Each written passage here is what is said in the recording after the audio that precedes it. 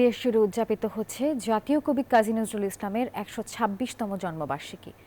সকালে কবির সমাধিতে শ্রদ্ধা নিবেদন করেন সর্বস্তরের মানুষ। এবারের প্রতিপাদ্য ২৪-এর গণ অভ্যুত্থান, কাজী নজরুলের উত্তরাধিকার।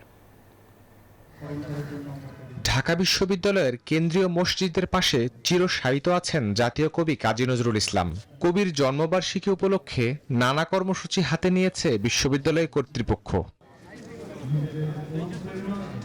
রোববার ভোরে শিক্ষক, শিক্ষার্থী, কর্মকর্তা ও কর্মচারীরা ঢাবির অপরাজেয় বাংলার পাদদেশে সমবেত হন।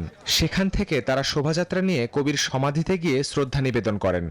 তার জীবনের যে আলেখ্য, তার দ্বারা তিনি সেটি প্রমাণ করেছেন। শুধু লিখেছেন তাই না, নিজে সেটি তিনি করে দেখিয়েছেন। নজরুলের শিক্ষা তাই সার্বজনীন এবং চিরন্তন। প্রত্যেকটি ক্ষেত্রে আমাদের জাতীয় জীবন, ব্যক্তিগত জীবনের প্রতিটি পরতে পরতে কাজী নজরুল জাতীয় কবি আমাদেরকে উদ্বুদ্ধ করেন, আমাদেরকে আনন্দিত করেন, আমাদেরকে অঙ্গীকারবদ্ধ করেন। সেই কারণেই নজরুল আজও অত্যন্ত শুধু অপরিহার্যই নয়, অত্যন্ত প্রাসঙ্গিক। কাজী নজরুল ছিলেন সব্যসাচী কবি, ছিলেন সাম্য ও শান্তির মানুষ।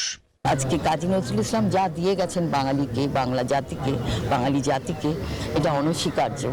তিনি শিখিয়ে গেছেন যে সব সময় সত্যের পথে থাকব, অন্যায় অত্যাচারের বিরুদ্ধে কথা বলবো, রুখে দাঁড়াবো।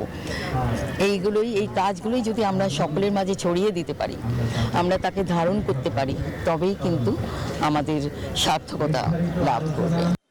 ঢাবি উপাচার্যের সভাপতিত্বে কবির সমাধি প্রাঙ্গণে হয় স্মরণ সভা।